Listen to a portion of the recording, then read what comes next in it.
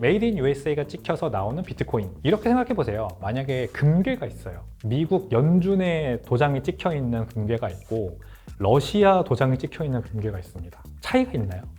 결국 백훈종의 전지적 비트코인 시점. 네, 여러분 안녕하세요. 비트코인 101 시간입니다. 오늘 제가 알려드리고 싶은 내용은 얼마 전에 마라톤 디지털 홀딩스라고 하는 미국의 상장되어 있는, 주식시장에 상장되어 있는 비트코인 채굴 기업이 있거든요. 이 기업이 이제부터 자기네들이 채굴하는 비트코인 블록에 Made in USA라는 도장을 찍겠다고 발표를 했어요. 이미 하고 있다고 사실 얘기를 했죠. 그러니까 이거는 어떻게 사람들이 받아들였냐면, 트럼프 현재 공화당 후보가 앞으로 남아있는 모든 비트코인을 미국에서 채굴되게 하고 싶다라는 포부를 밝혔었잖아요. 이 어떤 포부에 이 마라톤 디지털 홀딩스가 한 몫을 하겠다라는 어떤 전략적인 해석을 하는 사람들이 많습니다. 실제로 이 마라톤 디지털 홀딩스가 Made in USA를 도장처럼 찍어서 비트코인 블록을 계속해서 채굴을 하면 이제 앞으로 비트코인이 Made in USA와 그렇지 않은 비트코인으로 갈리는 거 아니냐. 그러면 어떻게 될까? 가격 차이가 나지 않을까? 뭐 이런 어떤 해석까지 계속해서 확장되고 있는 중이거든요. 그래서 굉장히 재미있는 주제인 것 같아서 어떻게 그게 기술적으로 되는 건지, 그 다음에 실제로 어떤 의미가 있는지, 이거를 제가 한번 말씀을 드려보려고 합니다. 우선 제가 말씀드리고 싶은 거는요, 비트코인 블록에 Made in USA를 어떻게 새기는 걸까? 기술적인 설명을 좀 드려보려고 해요. 코인베이스 트랜잭션이라는 게 있습니다. 이게 뭐냐면 비트코인 블록이 이렇게 있어요. 그러면 이 블록 안에는 여러 개의 트랜잭션이 담기잖아요. 제가 누군가에게 비트코인을 보냈다는 그 정보, 그게 트랜잭션이죠. 트랜잭션이 여러 개가 담기고 블록이 만들어지고 또 다음 블록이 마찬가지로 트랜잭션이 담겨서 생성이 되고 이렇게 됩니다. 근데 이 가장 첫 번째 있는 트랜잭션, 모든 블록마다 가장 앞에 있는 1번 트랜잭션이 바로 코인베이스 트랜잭션이에요. 이름에서도 볼 수 있듯이 코인베이스, 즉 채굴자가 내가 이 블록을 채굴했으니 블록 리워드, 블록 서브시디라고도 하죠. 지금은 현재 3.125 비트코인이 주어지지 않습니까?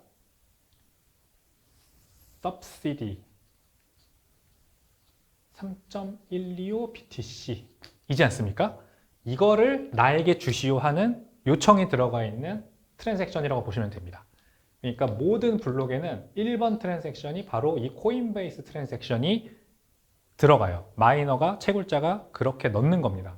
그래서 이 블록을 채굴했으므로 나는 3.125 비트코인을 받을 수 있다, 받아간다 라는 요청을 하는 거라고 보시면 돼요.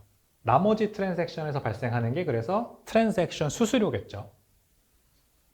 편의상 fee라고 표현을 하겠습니다. 이제 제가 누군가에게 비트코인을 보낼 때 보통 그 현재 네트워크 fee라는 게 붙잖아요. 제가 50비트코인을 보내면 50.000 몇 이렇게 fee가 뒤에 붙지 않습니까? 그 fee가 이제 나머지 트랜잭션들의 합해서 이 채굴자에게 돌아가는 거고, 그 다음에 1번 트랜잭션의 결과값으로 3.125 비트코인이 이 채굴자에게 돌아가는 겁니다.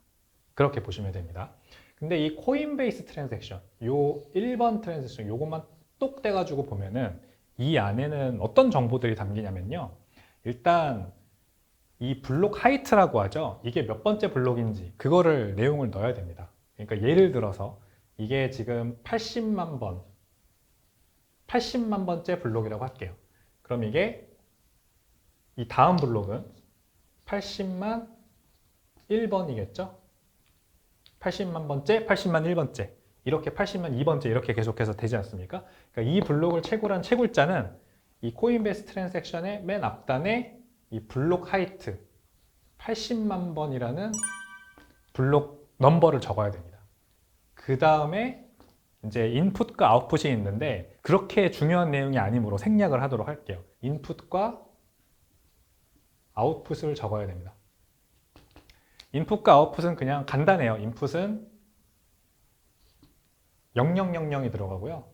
아무 내용이 없다는 얘기입니다. 그냥 이 코인베이스 트랜잭션을 통해서 내가 이 블록 채굴했으니까 3.115 비트코인 받을게 라는 내용이 이제 아웃풋에 들어가게 되는 거고요. 인풋은 아무것도 없습니다. 00000이 들어가고 아웃풋은 지금 내가 총 받을 비트코인의 개수 3.125 BTC가 여기 들어간다 이렇게 보시면 됩니다. 그 다음에 마지막으로 들어가는 게 뭐냐면 이건 넣어도 되고 안 넣어도 돼요. 그냥 공란이 있어요. 공란이 있어요. 그래서 여기다가 내가 원하는 내용을 넣을 수가 있습니다. 텍스트를 넣을 수가 있어요. 그 텍스트를 넣는데 보통은 그래서 이 채굴자들이 자기가 이 블록을 채굴한 주인이다라는 것을 표시하기 위해서 태그라는 걸 답니다.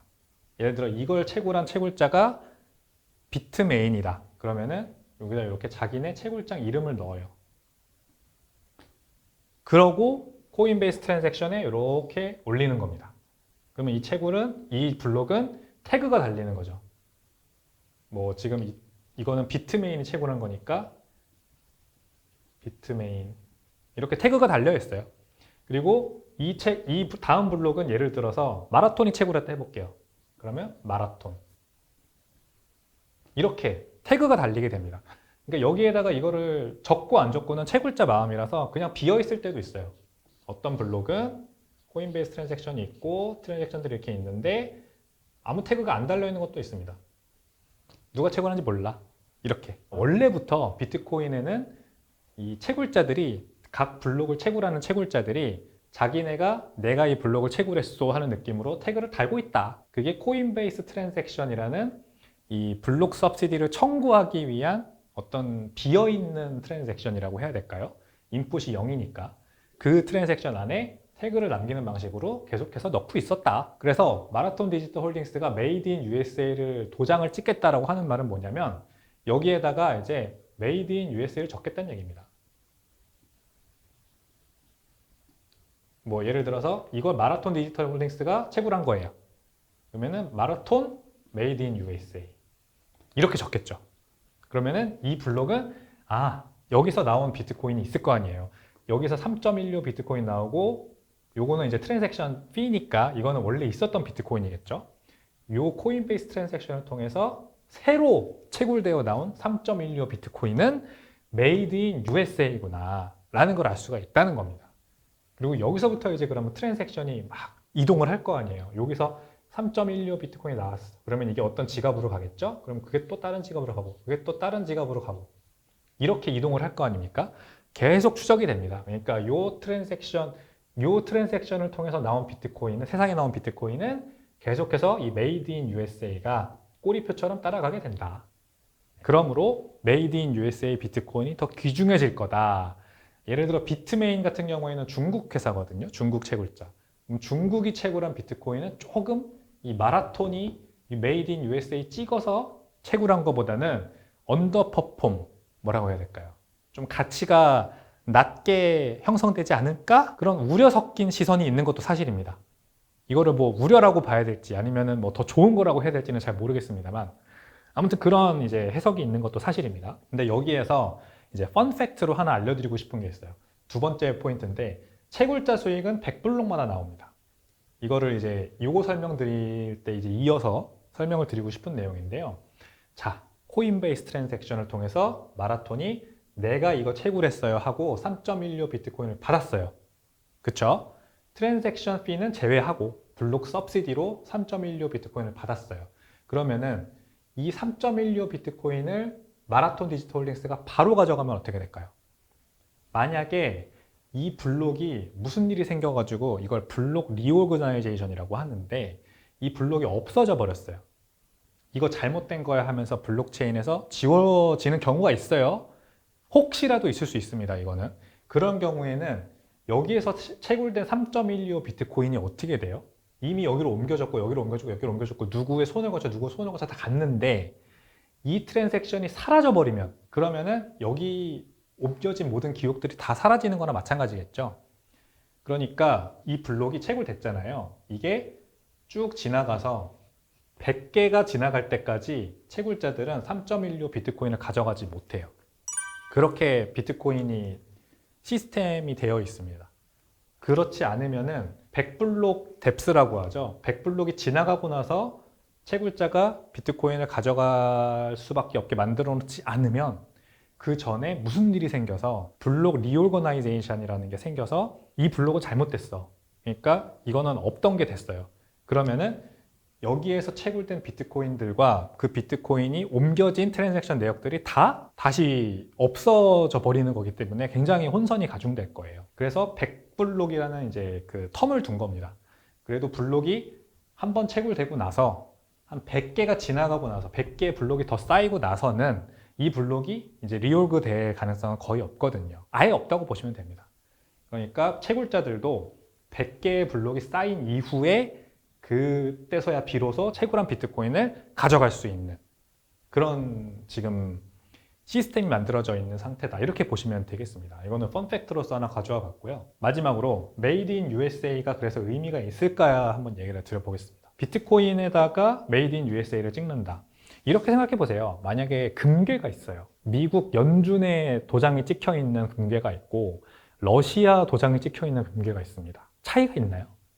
차이가 있긴 하겠죠. 그래도 미국 연준에서 만들어낸 금괴고 미국 연준이 공식 이런 인증을 해놓은 금괴면 그래도 러시아 정부가 이렇게 공식적으로 인증을 해놓은 금괴보다는 약간 프리미엄이 붙지 않을까라는 생각이 들긴 합니다. 근데 기본적으로 금이라고 하는 금 순도 99.9%라고 하는 그 특성 자체는 변하는 게 아니잖아요. 그러니까 그걸 녹여서 내가 원하는 걸로 만들어서 다시 팔 때 그게 미국이 만들었는지 러시아가 만들었는지 어떤 도장이 찍혀 있는지는 그렇게 중요하지 않습니다.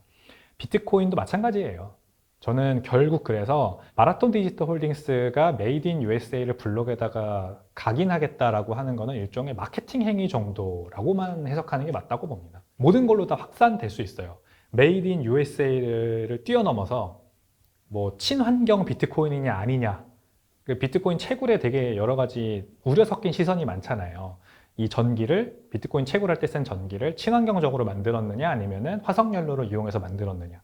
화석연료로 이용해서 만든 전기를 이용해서 채굴한 비트코인은 어떤 특정한 딱지가 붙고 그린 에너지를 써서 채굴한 비트코인은 그린 에너지란 딱지가 붙을 수도 있겠죠. 제가 말씀드린 이 코인베이스 트랜잭션에 그렇게 쓰면 되는 겁니다. 채굴자가. 그러면은 또 비트코인의 종류가 여러 가지로 나뉠 수가 있다. 뭐 친환경이다 아니면 메이드 인 USA다 아니면은 어떤 유명인이 자기 이름을 박아서 채굴을 하는 게 될 수도 있고 뭔가 되게 재밌는 상황이 많이 발생할 것 같은데 제가 봤을 땐 다 의미 없어요. 결국 다 마케팅일 뿐이고 아주 약간의 프리미엄과 디스카운트는 줄 수 있으나 결국 금처럼 그 비트코인이라고 하는 원자재의 성질은 똑같기 때문에 그렇게 크게 가격이 뭐 어떤 스탬프가 찍히냐에 따라 갈리는 일은 크게 발생하지 않을 거라고 저는 생각을 합니다. 메이드 인 USA가 찍혀서 나오는 비트코인 크게 메리트 없다. 네, 이게 제 결론이고요.